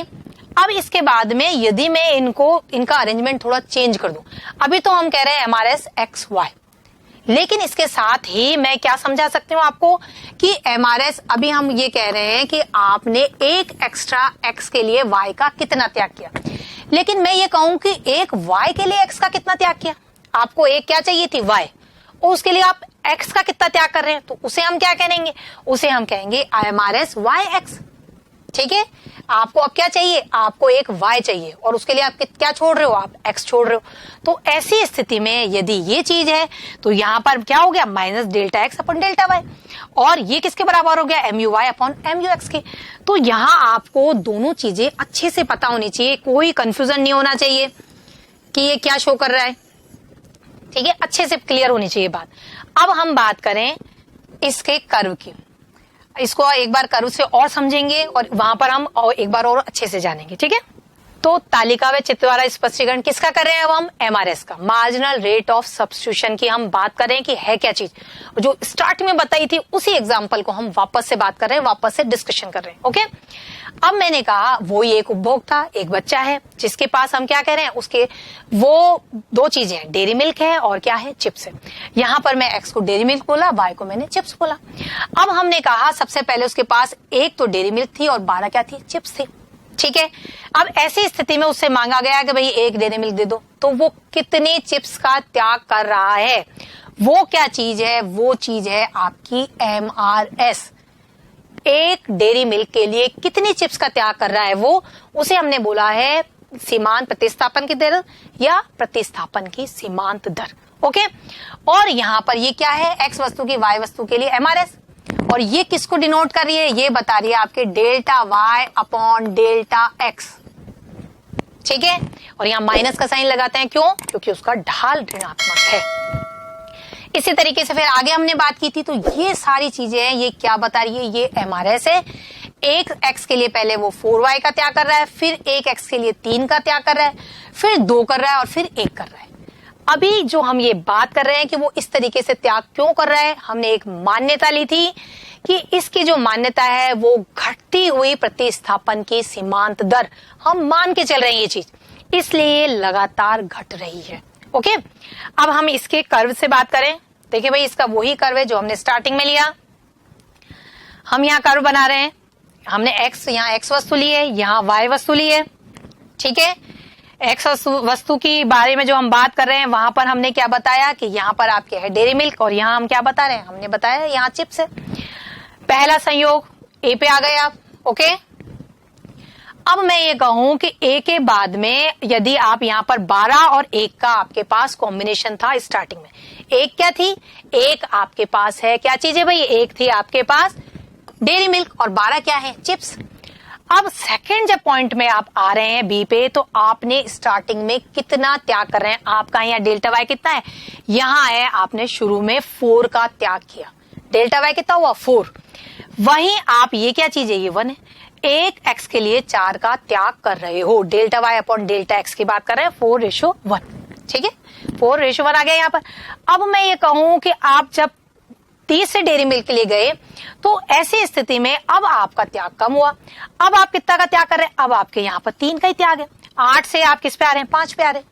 क्लियर है, और यहाँ ये 1 ही है, तो यहाँ 4 था, यहाँ 3 है। क्या चीज है ये 4 और 3? MRS। और MRS क्या है? Delta Y upon delta X. और ये क्या होता है? यही ढाल होता है। हम जो ढाल बोलते हैं वो ढाल क्या होता है? लंब अपॉन आधार। लंब अपॉन आधार ही किसको शो करता है? ढाल को। ढाल का मतलब है, देखो अगर मैं ये बोलूं कोई चीज, हम रोड के लिए कहते हैं कि रोड कितनी ढलवाएं, तो हम बोल रहे हैं सीधी है, तो कोई ढाल नहीं है। अगर वो चीज झुक रही है, कितनी झुक रही है, तो वो चीज किसको शो कर रहा है? ढाल को शो कर रहा है कि कितना ढाल है उसमें। तो यहां पर हम कर रहे हैं कि ये वक्र है वो कैसा है? वो नेगेटिव है, पॉजिटिव है, उसका ढाल कैसा है? तो यहां पर हमने कहा कि स्टार्टिंग में MRS क्या है? इसकी क्या हो रही है? घट रही है। ठीक है, पहले 4 फिर 3 और फिर हमने कहा कि ऐसी स्थिति में सी पॉइंट पे आए और फिर कहां गया? अब वो कितना त्याग कर रहा है? अब वो 2 का त्याग कर रहा है। एक x के लिए 2 का त्याग कर रहा है। और लास्ट में एक के लिए फिर वो एक का त्याग कर रहा है, यहां भी एक ही है, यहां भी एक ही है। क्लियर है? तो यहां हम बात कर रहे हैं कि जैसे सभी संयोगों में पहली बात तो क्या मिल रही है, समान संतुष्टि। और समान संतुष्टि तो मिल रही है, और वो किसके कारण मिल रही है, वो मिल रही है घटती हुई एमआरएस के कारण, कि घटती हुई एमआरएस है। अब यहाँ पर प्रत्येक बिंदु पे संतुष्टि का स्तर समान है। अब हम यहाँ कर्व पूरा बना लें, तो इस तरीके से आपके ये कर्व बना, जिसे हम क्या कह रहे हैं, समान उपयोगिता वक्र भी कह रहे हैं, क्योंकि प्रत्येक बिंदु पे समान उसकी संतुष्टि है। अब यहाँ ये देखें, समझ में आ गया होगा आपको, जो एमआरएस है वो क्या है, एक एक्स्ट्रा एक्स के लिए आपने वाई का कितना त्याग किया है, इसको हम जान रहे थे। ओके, अब हम बात करें नेक्स्ट, तटस्थ वक्रों की विशेषताएं। हमने बात की सबसे पहले इसका अर्थ, परिभाषा, फिर मान्यताओं को जाना, एमआरएस को जाना अच्छे से, और अब हम बात कर रहे हैं विशेषताएं। किसकी विशेषताएं, इंडिफरेंस कर्व की विशेषताएं। तो देखो भाई, पहली जो विशेषता है वो पहली विशेषता, और हर विशेषता से क्वेश्चन बनता है। यदि आपको ध्यान है तो पहले जो क्वेश्चन था उसमें था कि दो विशेषता को छोड़कर दो बताओ, ठीक है, दो जो मुख्य विशेषताओं को छोड़कर दो और बताओ। तो जिसमें छोड़ने वाली विशेषता थी वो यही थी कि तटस्थ वक्र का ढाल बाएं से दाएं नीचे की ओर होता है, ठीक है, हमने कहा ऋणात्मक ढाल है। तो ये क्यों है, पहली विशेषता हमने बोला ऋणात्मक ढाल है। भाई क्यों है ऋणात्मक ढाल, हम इसको धनात्मक ढाल का क्यों नहीं बना रहे, इसको जानना जरूरी है कि भाई ऋणात्मक ढाल का ही क्यों बन रहा है तटस्थ वक्र। तो देखो भाई, तटस्थ वक्र ऋणात्मक ढाल का होता है, ये एक क्वेश्चन है 2 नंबर का। और क्यों होता है, कि इसका कारण ये है कि जो हमारी मान्यता थी, हमारी क्या मान्यता थी, यदि उपभोक्ता एक वस्तु की अधिक मात्रा का उपभोग करता है, एक वस्तु उसको बढ़ा रहा है, तो दूसरी वस्तु उसको कम करनी ही होगी। क्यों कम करनी होगी, जिससे कि उसको उस पे समान संतुष्टि प्राप्त हो। ठीक है, ये मान्यता हम लेके चल रहे थे कि अगर एक वस्तु को बढ़ा रहा है तो दूसरी कम करनी ही पड़ेगी, क्योंकि उसको प्रत्येक बिंदु पे क्या चाहिए, समान संतुष्टि। इसको अब हम ग्राफ से बात करते हैं। देखो ध्यान से समझना, हमारे पास ये 4 स्थितियां हैं। हमने सबसे पहले बात की इस स्थिति की। हम ये कह रहे हैं किसी उपभोक्ता के पास एक्स वस्तु की जैसे ये एक इकाई है, ठीक है, और इस सी बिंदु पर वाई की भी इसकी एक इकाई है। ओके, एक एक्स है एक वाई है और सी बिंदु पर है वो, ठीक है, और संतुष्टि हमने मान लिया, कोई भी स्थिति है संतुष्टि की। अब यदि मैं कहूं कि अगर एक वाई को और बढ़ा दिया जाए, एक्स तो वो की वही और वाई बढ़ा दी मैंने, एक्स तो है ही वही, कि हो सकता है यहाँ पर ले लो आप पेटीज ही ले लो या मिठाई ले लो, कि हमने पहले एक पेटीज थी और एक मिठाई का पीस था, और अब हम कह रहे हैं कि आपकी मिठाई हमने ये एक बढ़ा दी, पेटीज वो की वही है, तो संतुष्टि तो बढ़ेगी, समान कैसे रह सकती है। तो कभी भी उदासीनता वक्र ऐसा सीधी रेखा नहीं बनेगा। क्यों नहीं बन रहा, क्योंकि यहाँ उसकी संतुष्टि का स्तर बढ़ रहा है। ओके, वैसे ही मैं बात करूं कि इस तरीके का बन सकता है क्या, भाई सेम स्थिति है, यहाँ पर y तो उसका कांस्टेंट है लेकिन x बढ़ता जा रहा है, तो ऐसी स्थिति में भी क्या होगा, उसके संतुष्टि का स्तर बढ़ता जाएगा, समान नहीं रहेगा।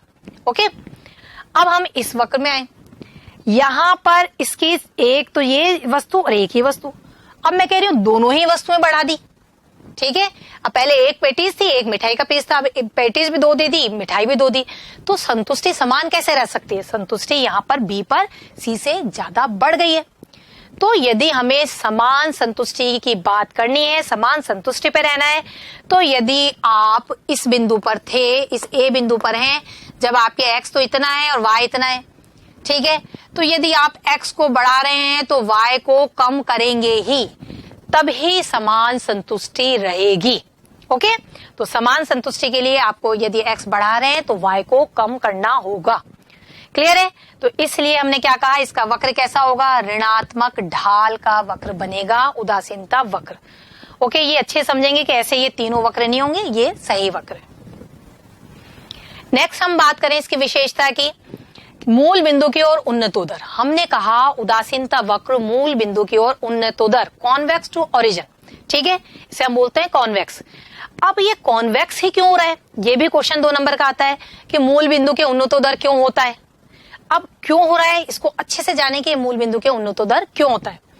हमने कहा कि अगर ये सीधी लाइन होगा तो क्या होगा भाई, इसकी एक मान्यता हमने मान के चल रहे थे, घटती हुई एमआरएस। हमने क्या कहा था, घटती हुई एमआरएस, ये मान्यता ली थी। और ऐसी ये मान्यता लेने के पीछे क्या कारण था, ये इसके पीछे कारण था कि आपके पास यदि कोई ज्यादा चीज है तो उसको त्याग करने में आपको ज्यादा प्रॉब्लम नहीं है, एक अतिरिक्त इकाई दूसरी चीज को पाने के लिए, ठीक है। और जैसे जैसे वो चीज कम होती जाती है तब आपकी समस्या बढ़ती जाती है। एक आप उदाहरण से ही माने कि आप सपोज आप एक किसान के बेटे और आपके बहुत सारी फसल हो रही है, पूरा कमरा है भरा हुआ है, 100 बोरियां 150 बोरियां आपके कमरे में भरी हुई है, और वहां यदि कोई चीज कोई मांग रहा है कि थोड़ा अनाज दे दो तो आप इजीली दे देंगे, आराम से उठा के दे देंगे, ठीक है, कहीं कोई दिक्कत नहीं आई। वहीं पर मैं कहूं बहुत एक ही बोरी बची है केवल, तो ऐसी स्थिति में कोई मांग रहा है कि भाई अनाज दे दो, तो अब आपको सोचना पड़ेगा कि हाँ कितना देना है, क्या करना है। तो ऐसी स्थिति में अगर हम ये कहें कि जब ज्यादा चीज थी तब आपके लिए क्या था, उसको आपने इजीली त्याग कर दिया, काफी मात्रा में त्याग कर सकते, लेकिन जैसे ही वो चीज कम हो गई तो आपको उस स्थिति में त्याग करने में समस्या आ रही है, ठीक है। तो यहाँ इस चीज का ये उदाहरण क्यों दिया, ये समझाने के लिए कि घटती हुई एमआरएस क्यों है, ठीक है। तो आप ये देखें कि ऐसा कब बनेगा कि यदि एमआरएस आपके क्या हो, समान रहे। आप एक एक्स के लिए वाई का जो त्याग कर रहे हैं वो लगातार सेम है, कम ज्यादा नहीं हो रहा। एक एक्स के लिए एक वाई का त्याग, फिर अगले एक एक्स के लिए वही सेम रेशियो में आप वाई का त्याग कर रहे हैं। तो ऐसी स्थिति में तो आपका आईएस कैसा बनता है, स्ट्रेट लाइन, ओके। और ये भी बनेगा, अपवाद है इसलिए। और यदि मैं बोलूं कि मूल बिंदु के क्या है, ये नतोदर, ठीक है। हम बोले कॉन्केव टू ओरिजिन, ये शेप कब बनेगी, देखें इसको ध्यान से समझें। पहले जैसे यदि एक डेयरी मिल्क के लिए वो कितना त्याग कर रहा है, यहाँ पर सपोज मान के चलें कि वो इतना त्याग किया है उसने चिप्स का, सेकंड डेयरी मिल्क के लिए इसकी तुलना में ज्यादा, यानी ये कर्व क्या कह रहा है कि अब आपके पास कोई चीज ज्यादा थी तब तो आप कम त्याग कर रहे हो, और जब कोई चीज कम बच गई तो आप ज्यादा त्याग कर रहे हो। तो यहाँ ये संभव नहीं हो सकता है ना कि आपके पास बिल्कुल एक बोरी है और आपने पूरी उठा के दे दी बोरी, ऐसा नहीं हो सकता। अगर आपके पास 100 बोरी थी तो आपने बहुत आसानी से दिया था अनाज। तो ऐसी स्थिति के अंदर हम क्या कह रहे हैं कि यहाँ पर ये पहले कम और फिर ज्यादा, उस स्थिति में एमआरएस आपकी कैसी है, बढ़ती हुई। यहाँ एमआरएस हम क्या बता रहे हैं, एमआरएस को हमने बोला बढ़ती हुई है, ऐसा संभव नहीं है। उस स्थिति में ये शेप बनती है। और हमारी मान्यता भी क्या है और रियल में भी हम क्या मान के चलते हैं कि एमआरएस क्या है आपकी, ये उत्तल जो शेप है इसके पीछे, या हम जो बोल रहे हैं कि उन्नतोदर है, उसके पीछे क्या है, घटती हुई एमआरएस। जब आपके पास कोई चीज ज्यादा थी तो आपने ज्यादा त्याग किया, अब आपके पास वाई कम हो गई तो आपका त्याग कम हो गया है, ठीक है। यहाँ डेल्टा वाई ज्यादा है कंपेरेटिवली यहाँ के, ओके। तो हम क्या समझ रहे हैं कि ये मूल बिंदु के उन्नतोदर क्यों होता है उदासीनता वक्र, क्या है इसका जवाब, घटती हुई एमआरएस के कारण ये मूल बिंदु के उन्नतोदर है, ओके। अब हम बात करें नेक्स्ट कि दो तटस्थ वक्र एक दूसरे को नहीं काटते, कि भाई क्यों नहीं काटते। अब इसको समझे अच्छे से कि ऐसा संभव क्यों नहीं है कि भाई इस तरीके से तटस्थ वक्र बन जाए। हम क्या कहते हैं, एक उदासीनता वक्र के प्रत्येक बिंदु पर समान संतुष्टि प्राप्त होती है, कहा हमने। तो यहाँ ये सपोज हम ये कह रहे हैं ये IC1 है, ये उदासीनता फर्स्ट है, और इसके ऊपर उदासीनता ये सेकंड है। अब एक बिंदु पे, यानी मैं ये A बिंदु ये इस पे कर रहा है और ये C है यहाँ पर, यानी A और C पे आपके संतुष्टि का स्तर समान है, हम यहाँ बता रहे हैं। तो A संयोग से प्राप्त संतुष्टि किसके बराबर है, C संयोग से प्राप्त संतुष्टि, क्योंकि एक उदासीनता वक्र के प्रत्येक बिंदु पर संतुष्टि का स्तर समान होता है। वहीं हमने कहा A B, ये भी एक ही डिफरेंस कर रहे हैं, तो यहाँ भी हम कह रहे हैं A पे जो संतुष्टि है वही B पर है। तो A संयोग से प्राप्त संतुष्टि बराबर क्या है, B संयोग से प्राप्त संतुष्टि, हमने दोनों को बराबर मान लिया। इसका मतलब जब A, हमने ये एक मान्यता ली थी कि यदि मैं कह रही हूं कि A बराबर आपके B है, ये भी मैंने बोला ना A बराबर B, और दूसरी तरफ मैं क्या बोल रही हूँ, A बराबर आपके C, ये भी मैं बोल रही हूँ A बराबर C, ठीक है। ट्रांजिटिविटी की हमने मान्यता ली थी, तो इसका मतलब क्या होना चाहिए, आपके B बराबर C होना चाहिए, होना ही चाहिए इस स्थिति में। लेकिन यहां अगर हम देखें तो B पर जो संतुष्टि का स्तर है वो C की तुलना में ज्यादा है। क्यों है, क्योंकि ये ऊंचे उदासीनता वक्र पर स्थित है, ओके। तो ऐसी स्थिति में ये चीज गलत साबित हो रही है कि कभी भी उदासीनता वक्र एक दूसरे को नहीं काट सकते हैं। समझ में आ गई बात। तो ये ध्यान रखिए, एक एक विशेषता पे क्वेश्चन बनता है, हर विशेषता पे क्वेश्चन बनता है 2 मार्क्स का। नेक्स्ट हम बात करें इसकी विशेषता की कि जो इंडिफरेंस कर्व है वो कोई भी अक्ष को नहीं छूते। ये OX जो अक्ष था या Y अक्ष और X अक्ष है उनको स्पर्श नहीं करेंगे। अब इसके पीछे बताए भाई, ये अगर मैं ये बोलूं यहाँ स्पर्श कर रहा है, इसका मतलब आपके X वस्तु कितनी हो गई 0, ठीक है। Y की तो हम बात कर रहे हैं, यहां तक है Y तो, लेकिन X वस्तु तो यहाँ 0 हो गई ना इस पे A बिंदु पर। तो यानी, और आपने शुरुआत में इसकी परिभाषा क्या दी थी कि एक उदासीनता वक्र दो वस्तुओं के संयोग को बताता है। कितने वक्र, कितनी वस्तुएं, दो वस्तु, यहाँ दो X और Y, लेकिन इस A बिंदु पर तो केवल एक ही Y को यानी एक Y वस्तु को ही दर्शाया जा रहा है। तो इस तरीके से हम कह सकते हैं कि कभी भी उदासीनता वक्र किसी भी अक्ष को स्पर्श नहीं करेंगे। सेम चीज Y के लिए हो जाएगी। अगर मैंने यहां से स्पर्श करते हुए इस तरीके से बनाया, तो यदि मैं यहां पर बोलूंगी तो यहां पर Y क्या हो गया 0 हो गया। अगर मैं आईसी वक्र इस तरीके का बना रही हूं तो यहाँ Y 0 हो गया, वही एक वस्तु के कॉम्बिनेशन को दिखा रहा है। तो ऐसी स्थिति के अंदर उदासीनता वक्र कभी भी अक्ष को, किसी भी अक्ष को स्पर्श नहीं करेंगे। ओके, क्यों बताया? क्योंकि दो वस्तुओं के संयोग खरीदना चाहता है। नेक्स्ट अगर हम बात करें इसकी विशेषता की, तो तटस्थ वक्रों का एक दूसरे के समांतर होना आवश्यक नहीं है। ये भी क्वेश्चन पूछा था, इसलिए इसको अच्छे से समझें। हम कह रहे हैं कि एक दूसरे के समानांतर हो, ऐसा आवश्यक नहीं है। हो भी सकते हैं और नहीं भी हो सकते। ये किस पे डिपेंड कर रहा है? ये डिपेंड कर रहा है MRS पे। और इसका रियल लाइफ में क्या मतलब है कि जो कंज्यूमर है, अगर दो तटस्थ वक्र है उनकी हम बात करें MRS की, तो मतलब उनकी जो प्रेफरेंस है, उनका जो अधिमान है वस्तुओं को लेकर वो समान है।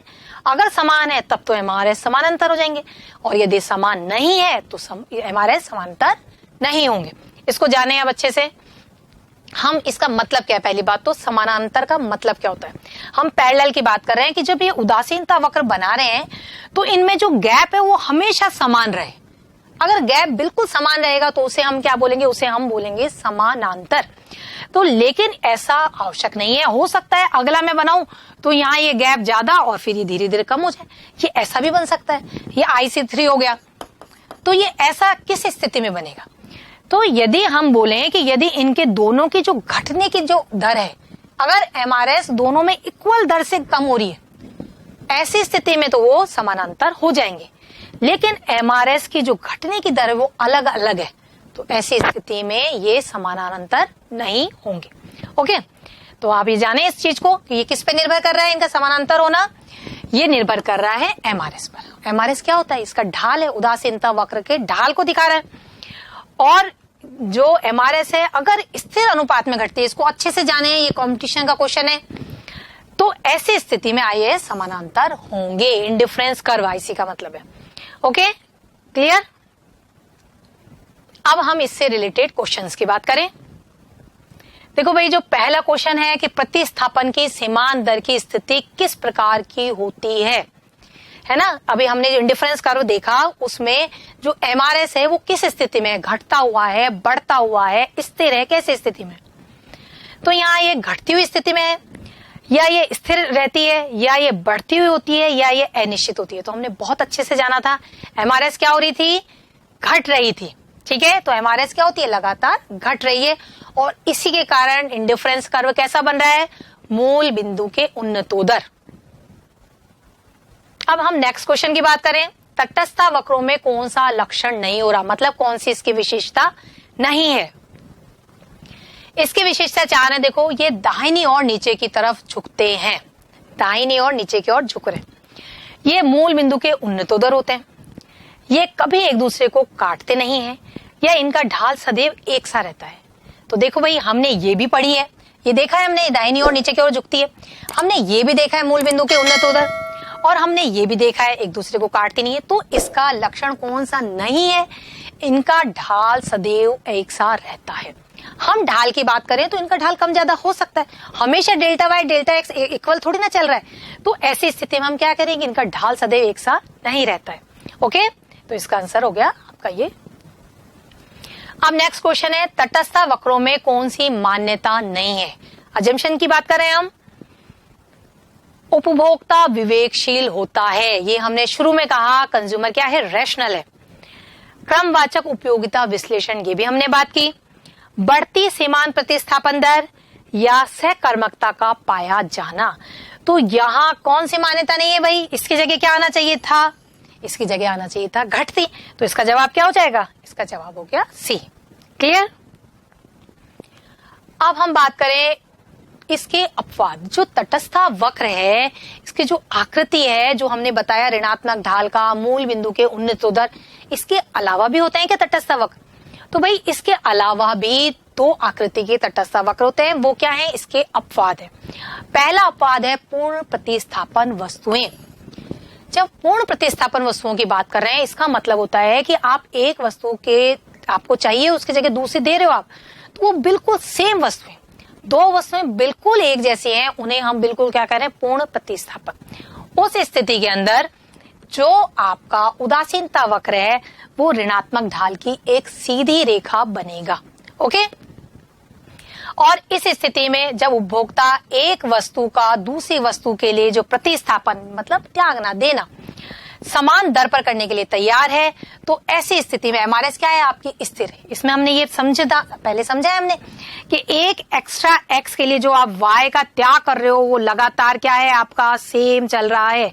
तो ऐसी स्थिति में आपके एमआरएस इसका क्या होगा, एक रहेगा और वो क्या है, स्थिर बना रहेगा। ओके, तो ये समझ में आ गया होगा। तो इसका पहला अपवाद क्या हुआ, पूर्ण प्रतिस्थापन वस्तु, और इसमें कैसा बन रहा है, एक सीधी रेखा के रूप में तटस्थ वक्र बनता है। नेक्स्ट हम बात करें दूसरा अपवाद, वो है पूर्णतः पूरक वस्तु। पूर्णतः, ठीक है। तो ऐसी स्थिति में ये कैसा बनता है भाई, ऐसी स्थिति में ये बनता है समकोणीय। और इसकी आकृति कैसी होगी, इसकी आकृति आपके एल आकार का बनता है, ये इस तरीके से है ना। और इसको भी हम जानेंगे कि ये कैसे बनता है एल आकार का। इसको एक बार अच्छे से समझें कि ऐसा किस तरीके से बन रहा है। देखो भाई, हमने यहाँ एक्स वस्तु ली, यहाँ हमने वाई वस्तु ली। अब हम ये कह रहे हैं कि यहाँ पर ये एक बिंदु पे हो आप, यहाँ एक्स वस्तु में बोलूं कि ये आपके है बाएं पांव का जूता, और यहाँ मैं बोलूं ये है आपके दाएं पांव का जूता। क्लियर है, एक है बाएं का और एक है दाएं पांव का जूता, दो वस्तुएं हम ले रहे हैं। और अभी आप इस ए बिंदु पे हो, एक तो आपके ये जूता और एक ये जूता, और आपका कोई भी संतुष्टि का स्तर हो सकता है यहाँ पर। अब यदि मैंने बोला कि आपको एक पांव का बाएं पांव का जूता और एक्स्ट्रा दे दिया जाए, लेकिन दाएं पांव का जूता नहीं बढ़ाया, तो ए से सी बिंदु पर आने पर आपके संतुष्टि के स्तर में कोई परिवर्तन नहीं होगा, क्योंकि जो एक एक्स्ट्रा जूता है वो कोई काम का नहीं है। अब यदि आपको एक और एक्स्ट्रा दे दिया दाएं पांव का और आप बी बिंदु पर आ गए हो, ए से बी पे, तो ऐसी स्थिति में आपका संतुष्टि का स्तर बढ़ रहा है। ए से बी पे जाने पर आपका संतुष्टि का स्तर क्या हुआ, बढ़ा।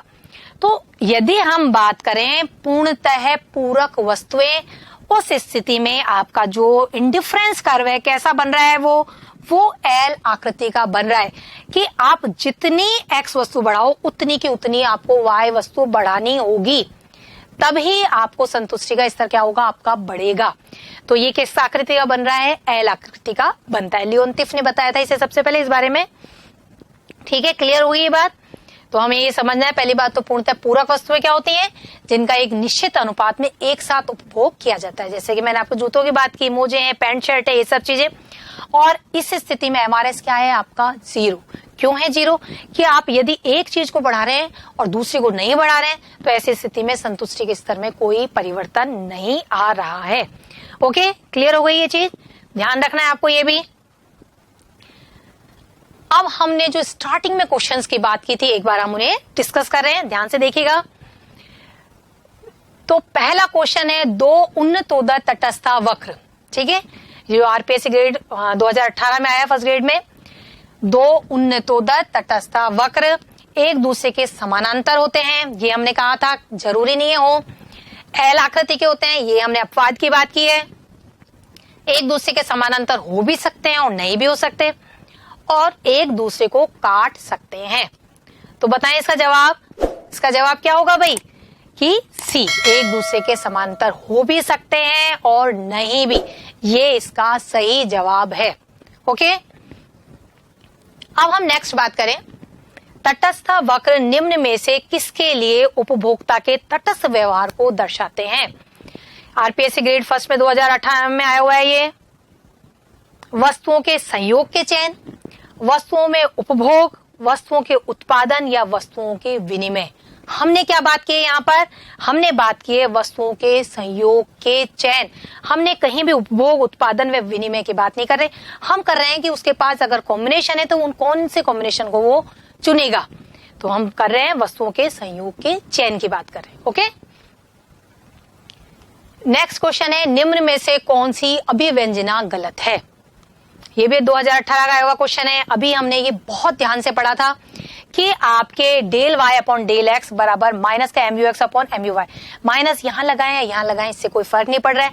हम ये दिखा रहे हैं कि ये चीज सही है या नहीं, कि ये इसके ढाल को दिखा रहा है। और हमने ये भी देखा था कि M U X upon M U Y, तो यहाँ ये चीज सही थी। यदि आपको ध्यान है तो आप पीछे जाके देख सकते हैं कि हमने ये प्रूव किया था कि किस तरह से M U X upon M U Y होगा। दूसरी चीज हमने बात की M R S X Y equal to M U X upon M U Y, ये भी सही है। ठीक है, तीसरी हम बात कर रहे हैं del X upon del Y equal to minus M U Y upon M U X. ध्यान से देखें इस चीज को कि हमने यहाँ इसको भी अपोजिट कर दिया है और हमने यहाँ पर ये इसको भी अपोजिट किया है। वहां हमारा क्या था? Del Y upon del X equal to आपके M U X upon M U Y equal to M R S X Y, यही था। अब यहाँ मैं M U Y upon M U X opposite कर दिया मैंने, ऊपर की जगह नीचे, तो इसको उल्टा कर दिया, तो ये भी आपका यहाँ पर ठीक है। अब ये बता रहा है M R S X Y equal to del X upon del Y. यहाँ ये चीज ये गलत है, क्योंकि del Y upon del X आपके क्या आना चाहिए था? अपोजिट होना चाहिए था, मतलब डेल वाई ऊपर डेल एक्स नीचे। तो इसका आपके क्या हो गया? ये अभिव्यंजना गलत है। और 3 आपके क्या है? सही है। इसमें से बहुत क्वेश्चन पूछे जाते हैं, तो ध्यान से देखेंगे इसको। नेक्स्ट क्वेश्चन की जो हम बात करें, निम्नलिखित में से कौन सा सत्य है? अब देखो भाई, अब उदासीनता वक्र बाएं से दाएं ढलवा होता है। हम बात कर रहे हैं इसमें, ये आपके बहुत सारे ऑप्शंस दिए हुए हैं, तो एक एक को अच्छे से पढ़ना है। बाएं से दाएं ढलवा, हमने कहा है बाएं से दाएं ढलवा होता है। दूसरा है उदासीनता वक्र दाएं से बाएं ढलवा, तो इनमें से तो एक ही सही हो सकता है। तो हमारा पहला सही है, ये आपका क्या है? गलत है। अब हम कह रहे हैं उदासीनता वक्र दोनों अक्षों के मूल बिंदु पर उत्तल होता है। उत्तल का मतलब वही है, ठीक है, कॉन्वेक्स या उन्नतोदर, एक ही बात होती है। उदासीनता वक्र कभी एक दूसरे को काटते नहीं है, तो आपका ये भी सही है। हमारा ये भी ठीक है, ये भी ठीक है और ये भी ठीक है। तो ऐसी स्थिति में आपका क्या जवाब हुआ? ए, सी व डी सत्य है और ऑप्शन आपके यहाँ पर गलत है। ये ए और डी तो सत्य है, लेकिन ये इसने सी को मिस किया है, तो आपका जवाब हो गया ए, सी व डी सत्य है। क्लियर? अब हम बात करें निम्नलिखित में से कौन सा कथन सत्य है? 2015 का क्वेश्चन है ये। तटस्थ वक्र मूल बिंदु के नतोदर होते हैं। हम बात कर रहे हैं कौन सा सही है, इसका मतलब 3 गलत है। ठीक है, तो ये आपका गलत है, नतोदर नहीं है, उन्नतोदर है। वस्तुओं के पूर्ण स्थानापन्न होने की स्थिति के अलावा तटस्थ वक्र एक सरल रेखा नहीं हो सकते। अभी हमने पढ़ा है पूर्ण स्थानापन्न, उसमें क्या होता है? तटस्थ वक्र एक सरल रेखा, इसके अलावा नहीं होगा। इसका मतलब ये आपके ठीक है। तटस्थ वक्र आपस में एक दूसरे को काट सकते हैं? बिल्कुल नहीं। और तटस्थ वक्रों का ढाल धनात्मक होता है? बिल्कुल नहीं, ये भी ऋणात्मक हो रहा है। ओके, तो हमारा सही जवाब क्या हो गया? बी। क्लियर है? तो ये भी आपके अच्छे से ये भी चीज समझ में आ गई होगी। अब हम बात कर रहे हैं कि अगर यदि आपने परिष्कार वर्ल्ड को सब्सक्राइब नहीं किया है तो प्लीज जल्दी से सब्सक्राइब कर लें और बेल आइकन दबाएं, जिससे आपको नोटिफिकेशन मिलते रहें। और परिष्कार कॉलेज के यूट्यूब चैनल को भी सब्सक्राइब करें व बेल आइकन दबाना ना भूलें, जिससे कि समय समय पे आपको नोटिफिकेशन मिलते रहें। धन्यवाद।